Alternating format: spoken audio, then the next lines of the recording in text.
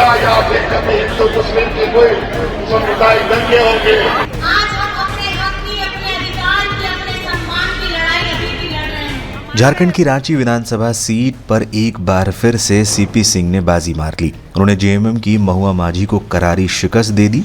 CP Singh ने महुआ माझी को 21,949 वोटों से हरा दिया। झारखंड के गठन के बाद 2005 में हुए पहले चुनाव से लेकर अब तक इस सीट पर बीजेपी के कद्दावर नेता सीपी सिंह लगातार जीतते आ रहे हैं। इससे पहले 2000 में हुए चुनाव में भी वो इस क्षेत्र से चुनाव जीत चुके हैं। हाई प्रोफाइल इस विधानसभा सीट पर बीजेपी के दिग्गज नेताओं में शुमार रहे यशवंत सिन्हा भी चुनाव जीते हैं। 1996 में इस सीट से यशवंत सिन्हा चुनाव जीते थे, लेकिन उनके सीट छोड़ने के बाद 1997 से सीपी सिंह लगातार यहां से चुनाव जीत रहे हैं। 2024 के विधानसभा चुनाव नतीजों की बात करें तो सीपी सिंह को इस बार 1,07,290 वोट मिले, वहीं महुआ माझी को 85,341 वोट मिले। बता दें 2019 के चुनाव में महुआ माझी काफी क्लोज आ गई थी और सिर्फ 5,000 के अंतर से सीपी सिंह जीते थे, लेकिन इस बार ये मार्जिन 21,000 के ऊपर चला गया।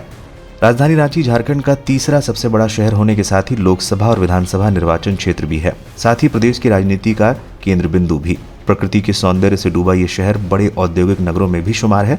इस विधानसभा क्षेत्र का गठन 1957 में किया गया था। तब ये सीट बिहार राज्य का हिस्सा हुआ करती थी। 2000 में बंटवारे के बाद बिहार से अलग होकर बने झारखंड राज्य में रांची विधानसभा क्षेत्र को शामिल कर दिया गया। इसके अलावा इसे झारखंड राज्य की राजधानी भी बनाया गया। शुरुआत में विधानसभा चुनाव में यहाँ पर कांग्रेस और जनता पार्टी के उम्मीदवारों को जीत हासिल होती रही। बाद में ये क्षेत्र बीजेपी का गढ़ बन गया।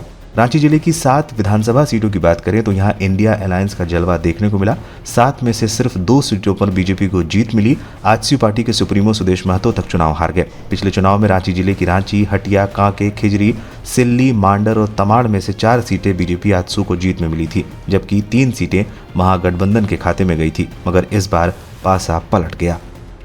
इस विधान का हम लोग का हिंदू मुस्लिम से ईसाई की जो एकता है वो टूटने न पाए, देश के संविधान झुकने न पाए, लोकतंत्र झुकने न पाए, इसको हम सब मिलकर मजबूत करेंगे और इस कार्यक्रम को और हमारे विरोधी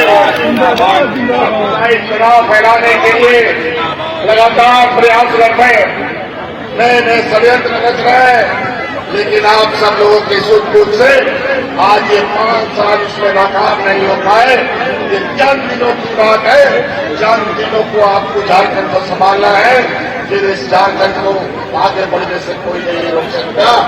रखता है और आज इस अगुआ सरकार ने रांची में उन्हें जमीन भी दिया है ताकि रांची में अपोलो की सुविधा मिले और इसका सीधा लाभ हमारे झारखंड की जनता को मिले।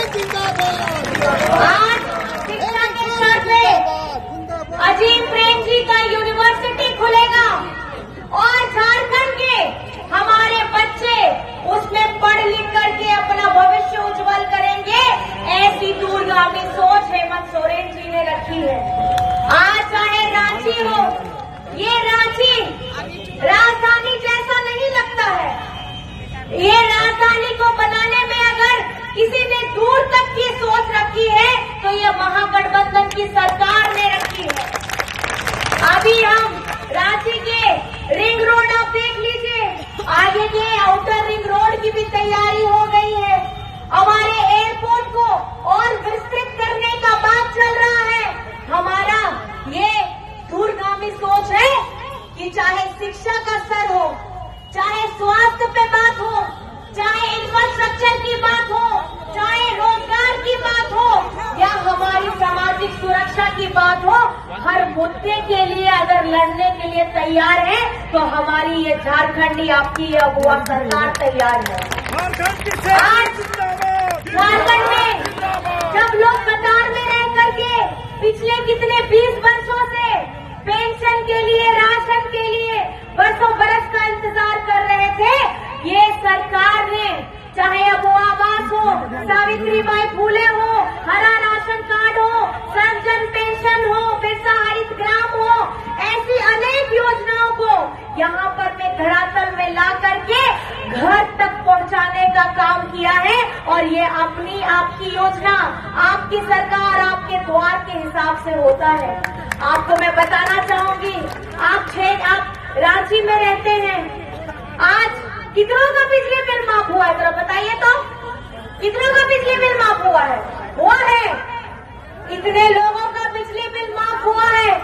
अभी चुनावी समय है और इस वक्त में आज हम अपने हक की, अपने अधिकार की, अपने सम्मान की लड़ाई अभी भी लड़ रहे हैं। आज यहाँ रांची में, जहाँ पे जब से ये झारखंड बना है, तब से यहाँ पर में बीजेपी के लोगों ने शासन किया है।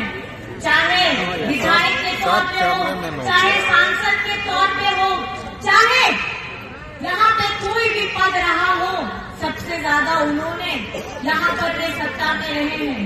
लेकिन आज इतने बरस बीत रहे हैं, 24 बरस बीत रहे हैं, अभी ये रांची झारखंड की राजधानी किसी भी मायने में जो दूसरे राज्य हैं उनकी राजधानी के बराबर में आज तक खड़ा नहीं हो पाया है। इतने बरस से जो हमारी बुनियादी जरूरतें हैं, चाहे रोड हो, बिजली हो, पानी हो, नाली हो, उन जरूरत को ये बीजेपी के लोगों ने कभी भी पूरा नहीं किया है। खाली हम लोग के बीच में आते हैं, हम सब मिलकर के एक साथ में यहाँ पे सबको आगे लेके बढ़ने की बात करते हैं, तो ये लोग बीच में भ्रम फैलाने की बात करते हैं। आज आप लोगों ने देखा होगा, कितने वर्षों बरस से रह रहे थे ये बीजेपी के लोग, एनडीए के लोग।